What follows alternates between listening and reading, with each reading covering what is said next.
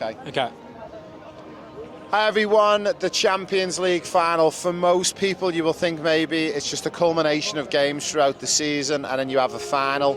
It's a lot more than that, guys. What we've actually got today is we're going to actually give you a walkthrough of the Champions League Festival. Now, the Champions League Festival is a celebration of football, and what it does is it enables the host city to showcase some of their culture, but also a little bit more around football. Now, I'm with my friend Sam here at the moment, all the way from Sydney in Australia. How are you, Sam? I'm good, thank you. How are you? So, Sam, this is your first time to a Champions League final? Yes, it is. Amazing. So what we're going to do is me and Sam are going to walk you through the Champions League Festival. This festival's on from the Wednesday, Thursday, Friday, Saturday and Sunday. And we're going to showcase why a trip and a visit to Europe might be worthwhile, linking in with some football. And actually, majority of people don't even know this Champions League Festival exists. So come with me and Sam as we walk you through a little bit of the festival. Now, Sam, we first met on a professional player pathway programme where you're aspiring to become a pro player. How long have you been with us on the programme? Just over a year now, closer to 18 months. And what's been one of the highlights of the programme so far? Certainly having availability to go to the tour on September, to then learn everything that you talk to me when signing into the program, such as amount of hours training and the different aspects of training that really separate England football and Australian football, and then being able to implement that after I came back into my weekly routine. Awesome. And one of the big routines that we have is actually 1v1s, and that's one of the teachings. And for everyone who's watching, you'll see behind Sam, they've got some amazing little 1v1 cages that they use here in Europe. Have you ever seen anything like this in Australia? No, I haven't. No. So it's a great way of players being able to develop and build up the skills as they move around. We'll follow through as we move on through the park. Now, the two teams for the final, we've got Inter Milan and PSG. Who's your tip for the final and what score do you think it's going to be? I think it's going to be probably 3-1 to PSG. I just feel PSG's attack is really well managed. They're young, yet really creative and full of confidence. And then Inter Milan, they're typically better at defending, except against Barcelona in the semi-finals, they conceded 6 goals. Which they really did show weakness, and I just feel like PSG would be too strong for them. Yeah, I think you're right. I'm actually a little bit of a secret PSG fan, because for most will know I used to work for PSG. But I think the fact that PSG have come so close in the past and never won it, it'd be nice for PSG to win it. Now, as we walk through the park, you'll see there's lots of activities, not just for the kids, but also for mums and dads as well. There's opportunities for some great food and drinks as well. And you'll see as we wander through the park, we're going to showcase probably one of the most iconic things that they do every year in the Champions League Festival, and that is showcasing the huge Champions League trophy. So what are your thoughts on the big trophy as we come up towards it, Sam? It's actually really impressive. Like, obviously, it's so much bigger than the original, yet it's a really good replica of it, and it's just really impressive to see that they can get it so modern despite the drastic size increase. So this is one of the big features of the Champions League Festival. They have the giant trophy, they have the giant ball. You can see everyone gets an opportunity to get a picture and a photograph, so it's pretty impressive, eh? Now, also some of the big things with the Champions League is obviously the sponsors, and obviously one of the big sponsors is Pepsi. Yeah. And as everyone can see who's been looking at us recording today, we've actually got our sponsor Pepsi bottle out at the moment because we're a big fan of supporting all the big sponsors. So are you a Pepsi man or Pepsi Max? I'm Pepsi Max. Pepsi Max? Yeah. You like Pepsi Max? Good man. Now, also one of the big things, which is obviously one of the big reasons we're here, is for the football. And you'll see in a moment as our camera pans around, we actually have the FedEx Champions Festival pitch, and on this pitch the kids of Germany, which is the host city Munich, they get an opportunity to grace the pitch. We also seen this morning Andreas Iniesta, the ex-Barcelona player, and he brought the Champions League trophy onto the pitch. How impressed was you by that? I was really impressed. Like, we came in 5 minutes later already seeing Andreas Iniesta, one of the best midfielders to ever play a game, as well as one of the 5 real Champions League trophies on the planet. It was really impressive to see. Yeah, it's good though, isn't it? Because we talk about dreams and reality. and giving the kids a chance in the Champions League final to actually grace one of the pitches in front of the crowds, and actually makes those dreams become that reality. And it's really good to see here on the pitch we've got 2 teams of girls as well, so about giving everyone an opportunity. And I'm looking at some of the play from some of the girls at the moment, and the skills and the technique on display, I tell you, they're all pretty much, well, they are all better than me, I can confirm that. It's so good just to see the level. So we're gonna walk through to the back end of the park now. We're gonna have a little look at the main part of the festival. Now, one of the big things they have on for everyone who's watching, they have DJs, live music, and it's quite impressive to see, the size of it. Yes, it's really well managed. There's like endless things to do here, endless things to see. Like you just don't get events like this in Australia. So coming here is a really good experience, just to show you the difference in football culture between Europe and Australia.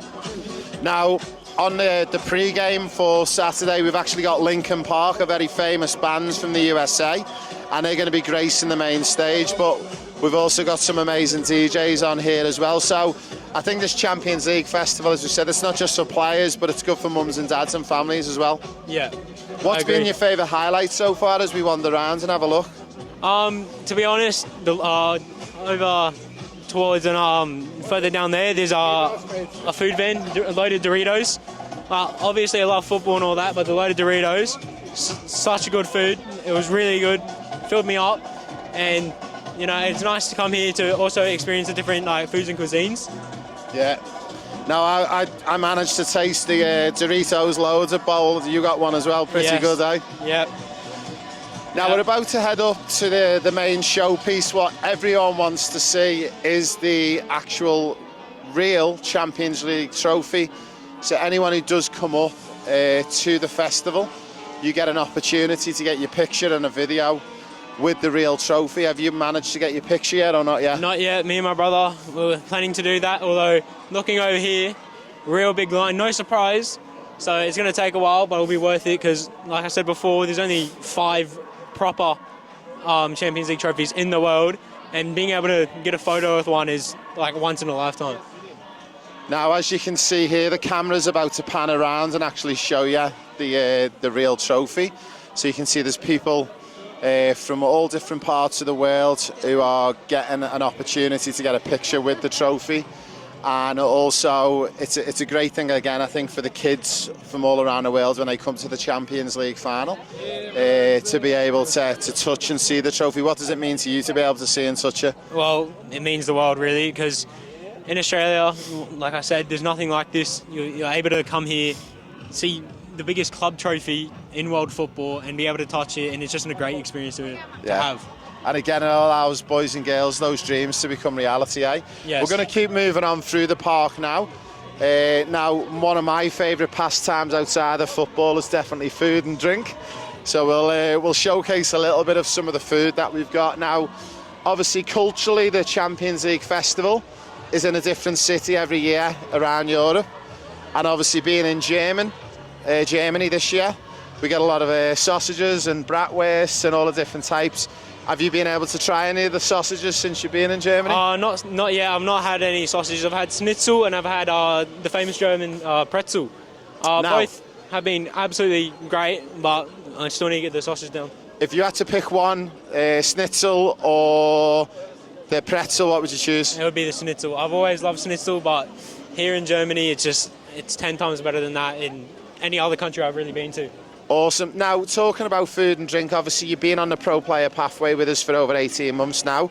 Nutrition and DNA test is a big part of our pro player pathway programme. What was one of the shock things that you got back on your DNA test that actually quite surprised you that you had to cut out of your diet? To be honest, bacon. I used to love bacon and got back and it says I'm not supposed to eat bacon. So unfortunately, although I love it, I had to stop eating it as it's best for my body. But I still do love. I used to love bacon. Unfortunately, I can't eat it. But that was a real shock for me because I thought it was fine. Now, obviously, for anyone who doesn't know, when you get a DNA test done, it actually shows up what foods and drinks does cause a bit of an intolerance in your system, which causes inflammation, which in turn, as a player, can cause injuries. So, You also had bacon, and ironically, I got the test done as well, and bacon actually showed up on my one as well. And being English, we absolutely love a bacon sandwich, so both of us not being able to eat bacon is a little bit of a shock. Yeah. So we're going to just showcase very quickly, and I love this one for the kids. It's a penalty shootout, but it's against the robot goalkeeper. Now, this goalkeeper only gets scored against 1% of the time. Now, for anyone who's watching this, and our camera's going to pan around and show you it in a moment, it's near on impossible to score a goal. So me and Sam are going to come round the sides and we'll walk you through what's happening. So as you can see, when that penalty is taken, the robot goalkeeper can actually predict where the ball's going to go. Now, we actually discovered there's a bit of a secret with this penalty kick. You actually can do a panenka, so a little dink. So if you do a panenka, you can actually beat the goalkeeper every single time. Saw you do it before. It was a bit cheeky, that. So one of the things is people don't understand. They just want to blast the ball and don't miss it. So we'll see if we can get our next one. But what would be really interesting is maybe get you later, Sam, to try and recreate the panenka and beat the goalkeeper. Yeah, well, hopefully I can. I mean, yours was perfect, so I don't know if I'll be able to.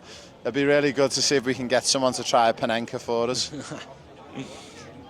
Hopefully he is awesome to decides to do it.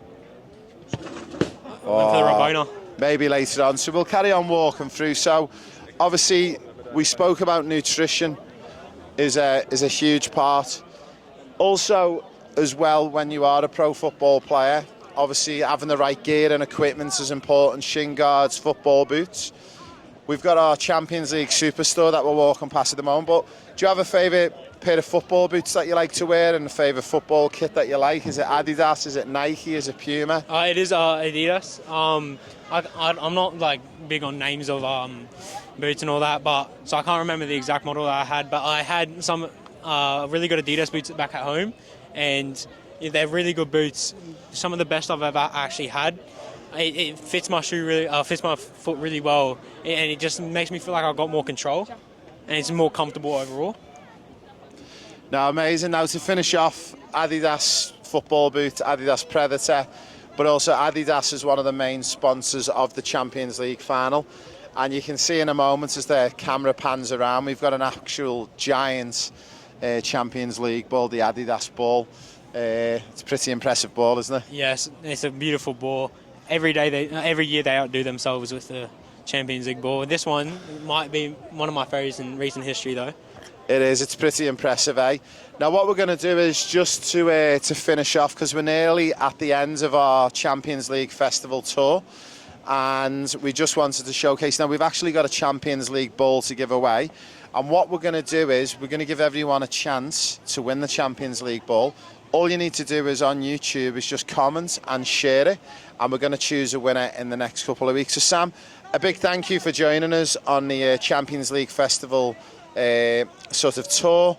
And what's to finish off? What's your one biggest highlight that you've seen today that you've enjoyed the most in the park?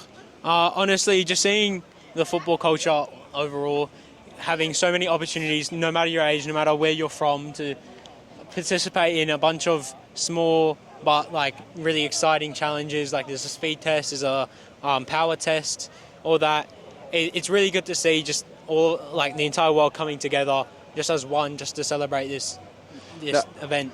Now, if you wasn't aware, anyone who's watching, about the Champions League Festival, it does go for 4 to 5 days. If you're ever looking for a holiday or a trip into Europe, it's a great excuse to soak it all up and to obviously go and join the final as well. Yeah, it is. It's so good. One of the best experiences I've had in my life, and I mean that truthfully. A big thank you guys for joining us, and we will be back next year with our next review when we'll be coming live from Budapest, where the final is in 2026. Thanks, Sam, for joining us. Great, thank you. Brilliant, mate. Your arm will be knackered. Yeah.